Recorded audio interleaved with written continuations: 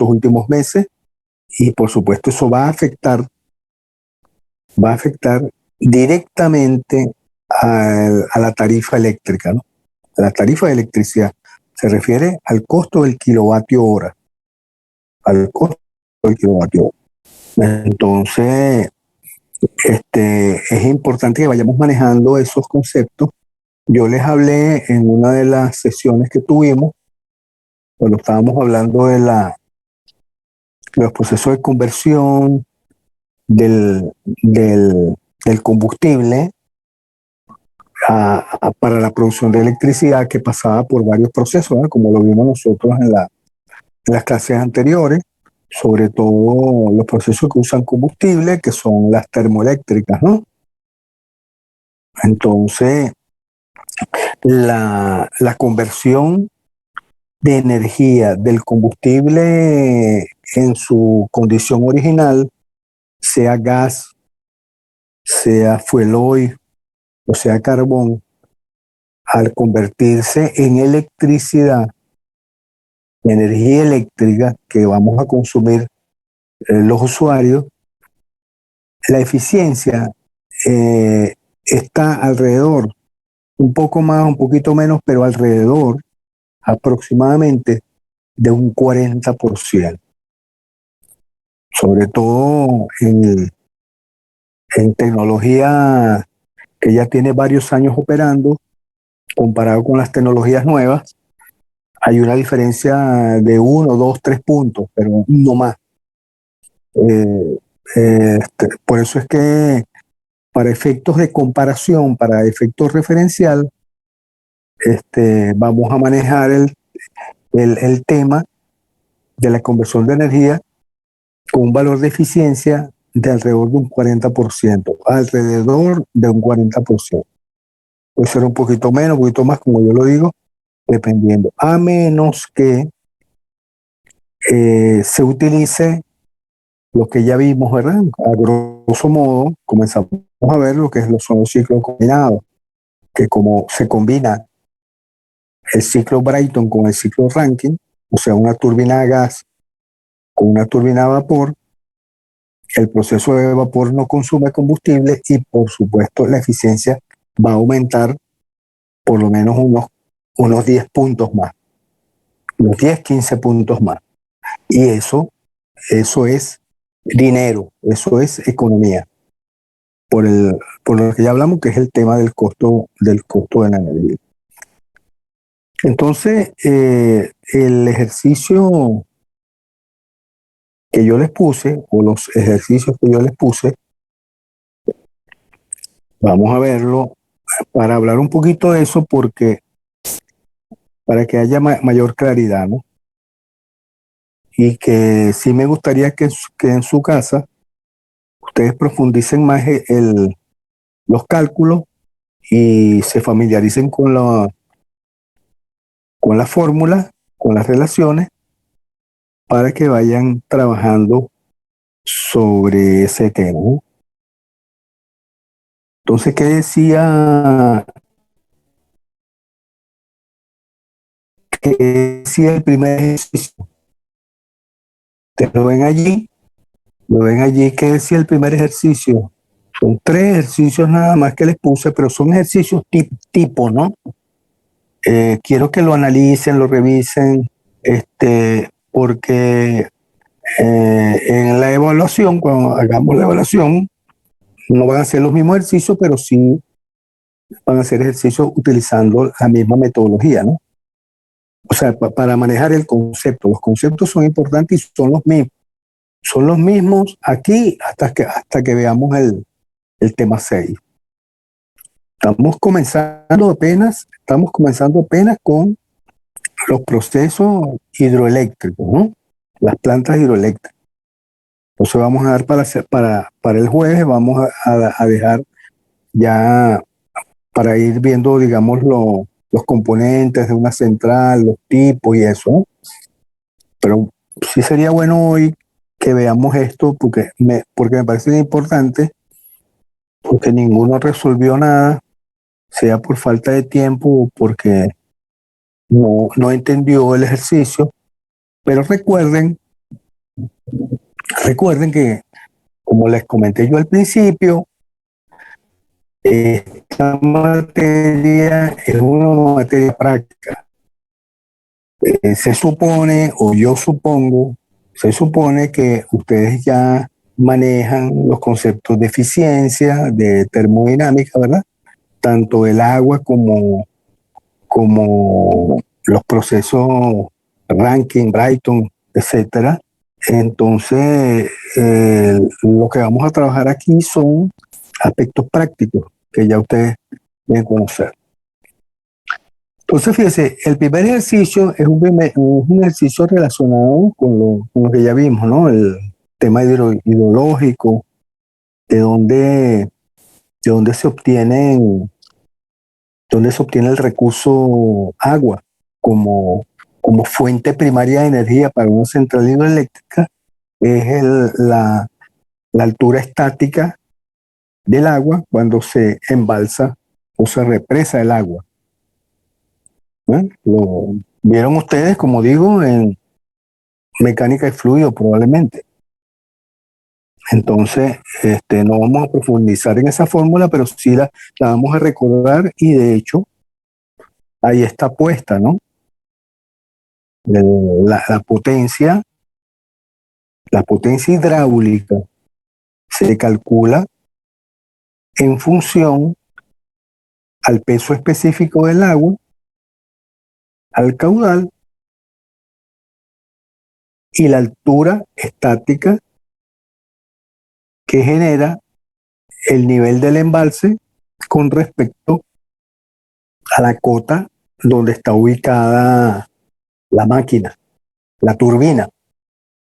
Esa altura estática es lo que le va a dar, digamos, la potencia a la turbina, la potencia mecánica a la turbina, y multiplicado por una eficiencia global que está involucrada la eficiencia de la turbina y la eficiencia del generador.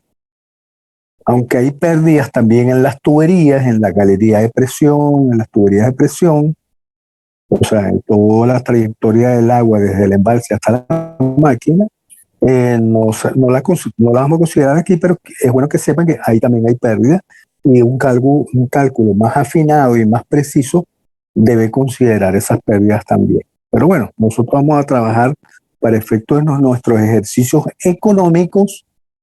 Fíjense que lo estoy resaltando, ¿no? Nuestros ejercicios económicos, vamos a considerar nada más la eficiencia global o la eficiencia de la turbina, del generador. Hasta allí. Entonces, el primer ejercicio dice, vamos a leer, ¿no? Se requiere construir una planta hidroeléctrica en una zona cuya cuenca tiene una superficie aproximada de 1.200 kilómetros cuadrados. Habíamos considerado, ¿verdad? Habíamos conversado sobre el método de cálculo del agua que puede ser aprovechada en una cuenta con base a lo que se llama el método racional, ¿no? Que lo vimos en la clase pasada, un método muy sencillo, muy práctico, aunque cuando se hacen los estudios precisos del cálculo de agua que puede disponer una determinada cuenca, hay muchos factores y es toda una ciencia el cálculo del agua, pero para efectos nuestros, para efectos prácticos, más que todo lo que se llama una ingeniería de visualización o una ingeniería conceptual, vamos a utilizar el método racional que yo le expliqué, que, la relación está en función, el caudal, vamos a decirlo así, está en función a la superficie de la cuenca y en función al nivel, a la intensidad de precipitación, ¿no? Y multiplicado por un factor de escorrentía que está entre 0,1 y 0,7, como lo vimos la semana pasada, ¿no? ustedes tienen la presentación, yo se las envié. Ok, entonces en este ejercicio se pide trabajar en una cuenca determinada que tiene una superficie de 1.200 metros cuadrados. Ya ustedes saben que en esa cuenca, toda gota de agua que cae en esa cuenca, que las cuencas son bien delimitadas desde el punto de vista topográfico y geográfico, entonces es muy preciso calcular la superficie. Y con la superficie y la intensidad de precipitaciones, se calcula con esa fórmula del método racional la cantidad de agua que se puede disponer. Entonces también dice que la intensidad de precipitación registra un promedio anual de 280 milímetros de agua. Recuerdan que yo les comenté de que el pluviómetro registra los valores de precipitación en milímetros. Pero ya ustedes saben que eso es milímetros por hora, ¿no? Pero siempre el valor es milímetros. Cuando se revisa las tablas y las estadísticas de las estaciones meteorológicas, siempre se habla de milímetros. En este caso, se registra un promedio anual en el año, de 280 medidas. Por supuesto, como vimos la semana pasada las gráficas, un ejemplo de una gráfica, las precipitaciones no son constantes durante todo el año, incluso durante un día, ¿no? Entonces el pluviómetro va a medir esos milímetros por hora, cada hora, y lo va a ir registrando.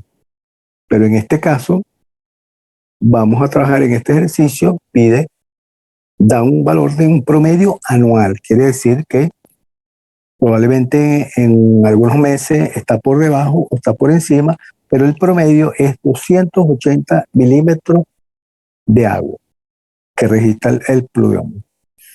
Y se registra también un nivel de evaporación del agua, también en promedio anual de 195 milímetros. O sea, prácticamente aquí se aprovecha, o sea, lo que va a la tierra y lo que escurre y lo que se infiltra en la tierra, dependiendo de la permeabilidad del suelo, más de casi un 80% se evapora. Estamos hablando de 195 milímetros de agua se evapora, una gran cantidad. ¿Y qué es lo que se pide aquí?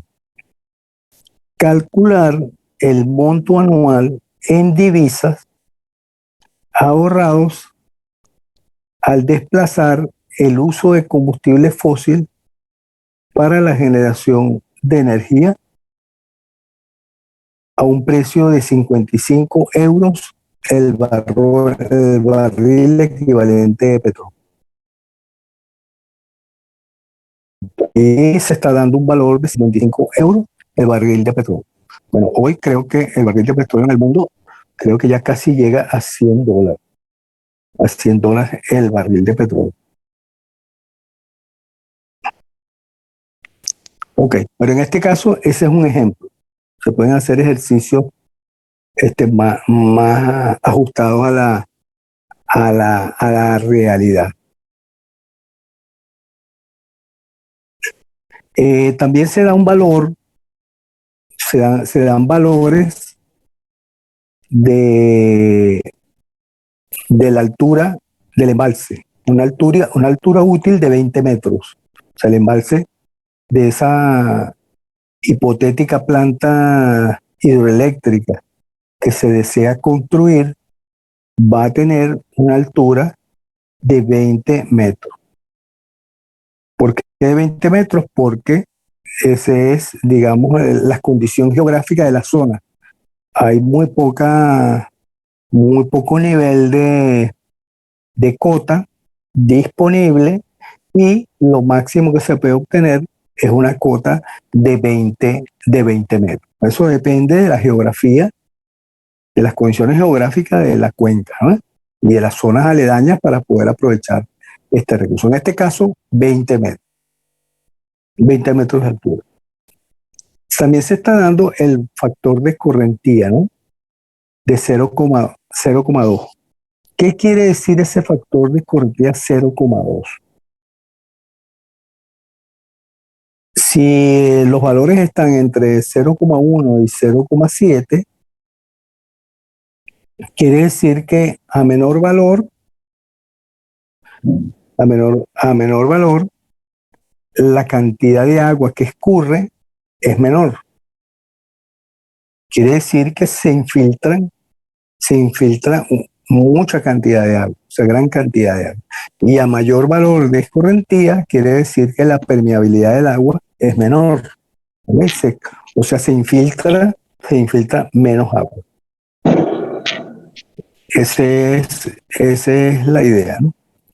También se da el factor de eficiencia, el valor de la eficiencia global. O sea, esta eficiencia global incluye la eficiencia de la turbina y la eficiencia del generador. O sea, que entre las dos, la eficiencia global es de 80%. Y hay un valor que también ustedes ya lo saben porque ya hemos visto esos conceptos. También estamos en un factor de utilización del 85%. ¿Qué quiere decir el factor de utilización del 85%? Ya lo hemos visto, ¿verdad? Que el 85% del año se está produciendo energía. O sea, la planta está produciendo energía. Bueno, un valor promedio, ¿no? O sea, eso lo da el factor de utilización, que quiere decir que de las 8.760 horas del año, nada más el 85% de ese tiempo se está generando energía. Eso quiere decir el factor de utilización. Eso ya lo vimos, ¿verdad? En las clases pasadas. Revisen el material, revisen el tema, pero eso quiere decir eso, ¿no? como lo vimos ya. Entonces estamos dando una serie de valores y lo que estamos pidiendo es cuál es el ahorro en dinero, que en vez de quemar combustible, porque en esa zona hay un recurso hidroeléctrico, o sea, hay agua que se puede aprovechar, pero de no existir agua, y para poder suplir la demanda, sería necesario instalar plantas termoeléctricas, ¿no? Quemando combustible. Entonces el ejercicio dice que si aprovechamos el recurso hidroeléctrico, que no tenemos que quemar combustible, ¿cuánto sería el ahorro en divisa si dejamos de consumir combustible para generar esa cantidad de energía que va a generar la planta hidroeléctrica? No sé si se entiende el ejercicio. Es bueno que lo entiendan, ¿no? Primero entender lo que está pidiendo, lo que se está pidiendo. ¿Hay alguna duda?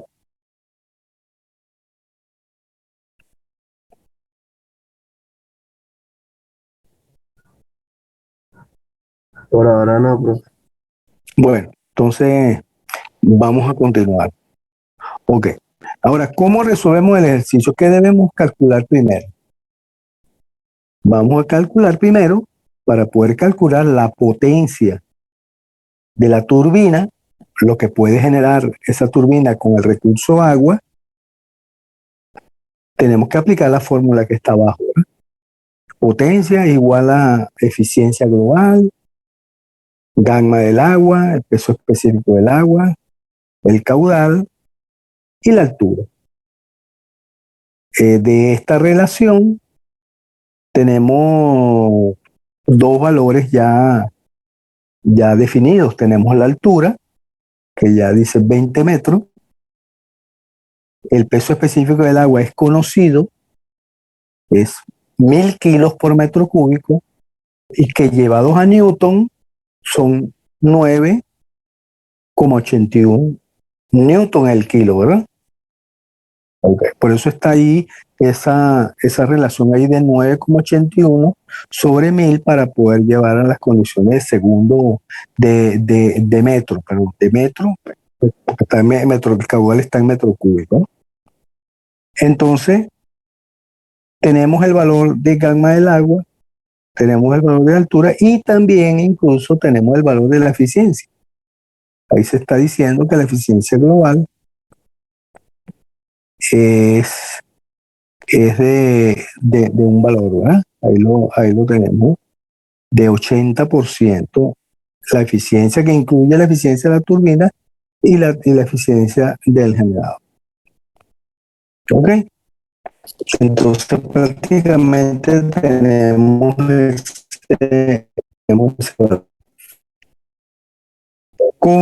ahora que tenemos, ¿qué valor ahí? No tenemos que el caudal, pero el caudal lo calculamos con la fórmula o con la relación del método racional, que dice que el caudal en metros cúbicos por segundo es igual al factor de escorrentía, que aquí lo están dando, que es 0,2, multiplicado por el área, que es 1200 kilómetros cuadrados, y multiplicado por la precipitación, 280 milímetros.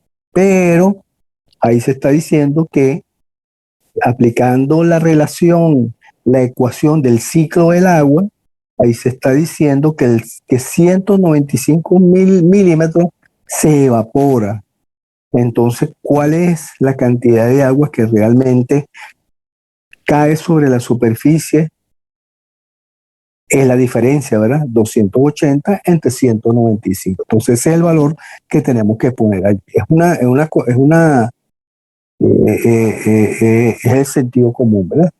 280 menos 195. O sea que esa es la cantidad de agua que realmente va a caer sobre la Tierra, y la infiltración se considera en el factor de escorrentía, ¿verdad? Que quiere decir que a gran parte del agua que cae sobre la Tierra, ¿verdad?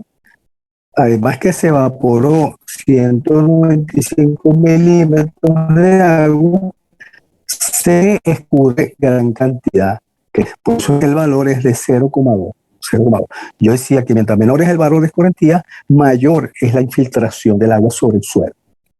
Ok, entonces con ese valor de caudal, con la fórmula, nosotros obtenemos el caudal en metros cúbicos por segundo. Y si lo colocamos ahí en la fórmula, que es el único valor que nos falta, nos da la potencia en kilovatios. Ajá. Ya tenemos la potencia en kilovatios. Pero nos están pidiendo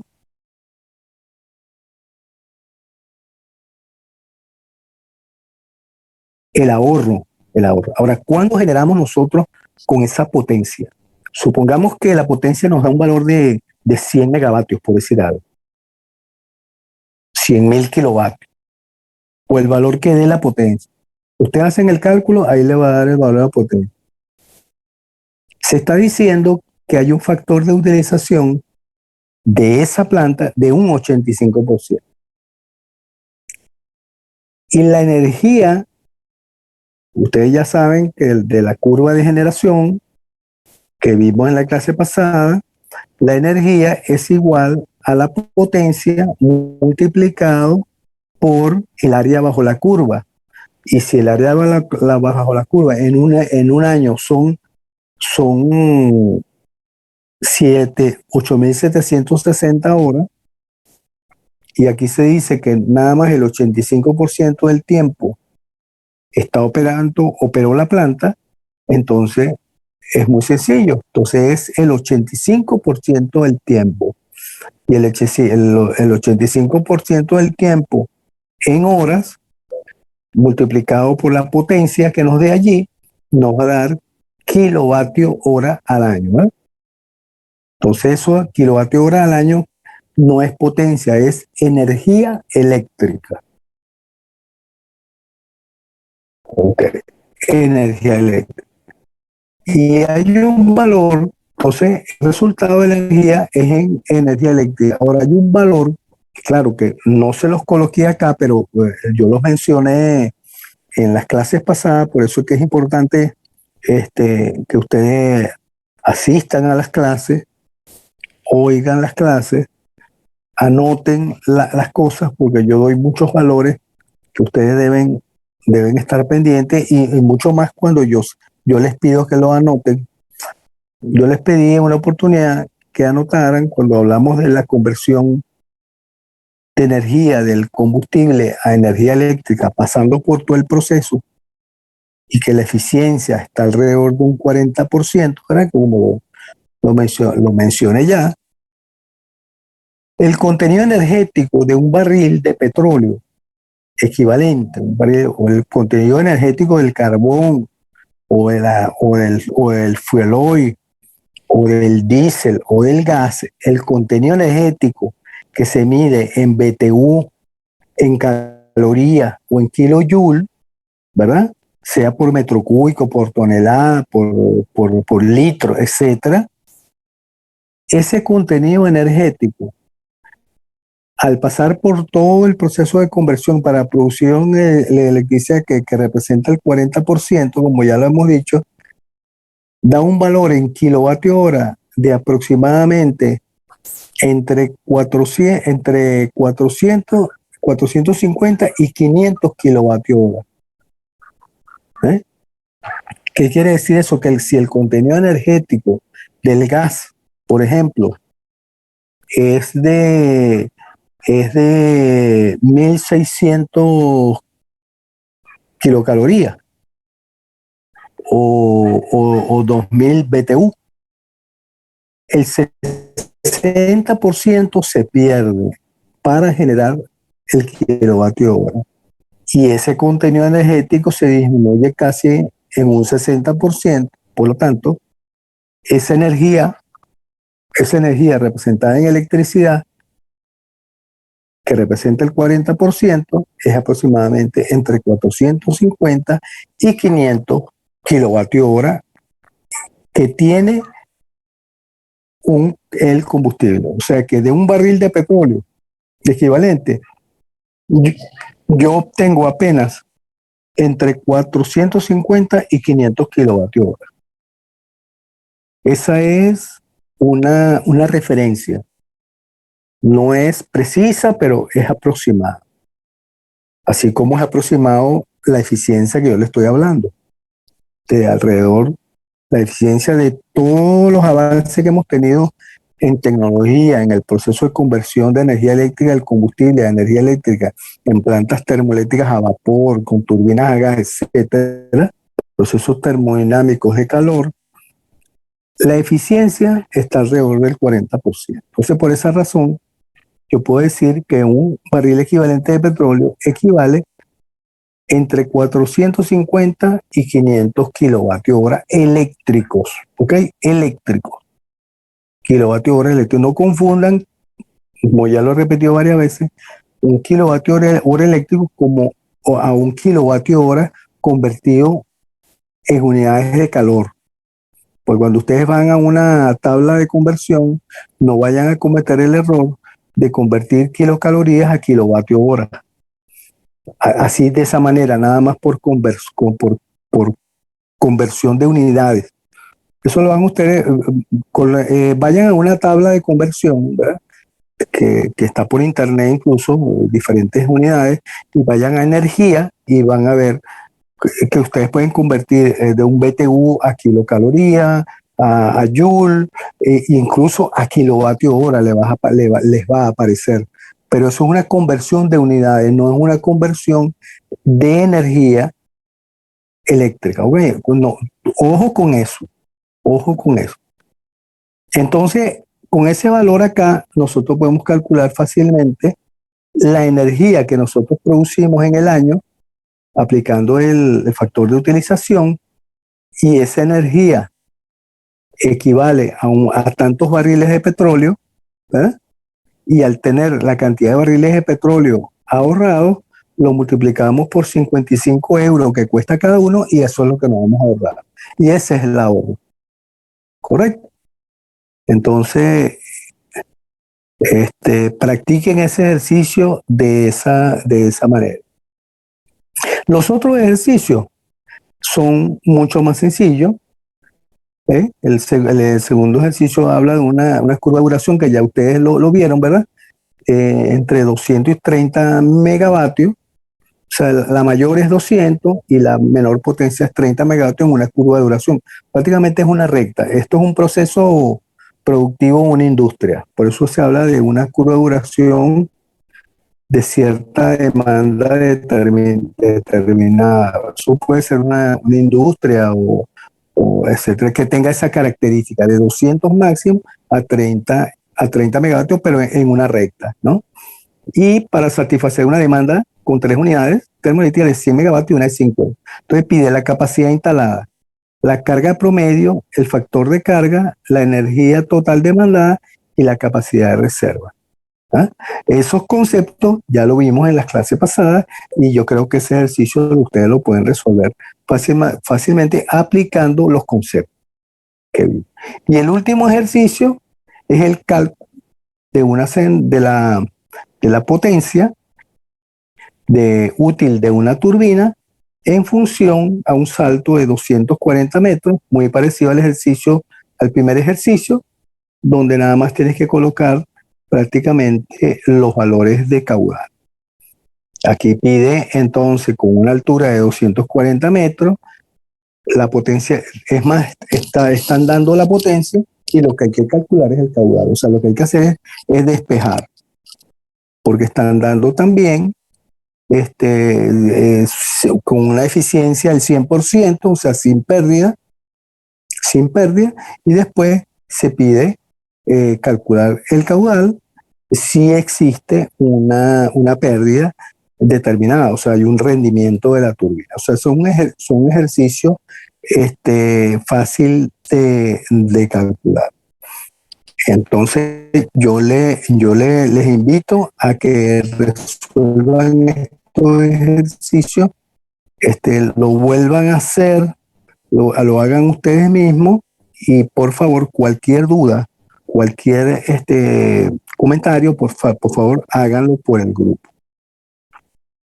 Ok, yo voy a dejar, ya se va a terminar, falta menos de un minuto para la culminación de la sesión. Yo prefiero que ustedes tomen el resto del día para que hagan estos ejercicios y continuamos el jueves. Y para el jueves comenzar ya con ver todos los componentes de la turbina, tipos de centrales hidroeléctricas y todo eso. Entonces, les dejo esto para que por favor repasen estos ejercicios y cualquier duda o la resolución de los ejercicios lo pasen por el grupo. ¿Ok? Eso es importante. Bueno,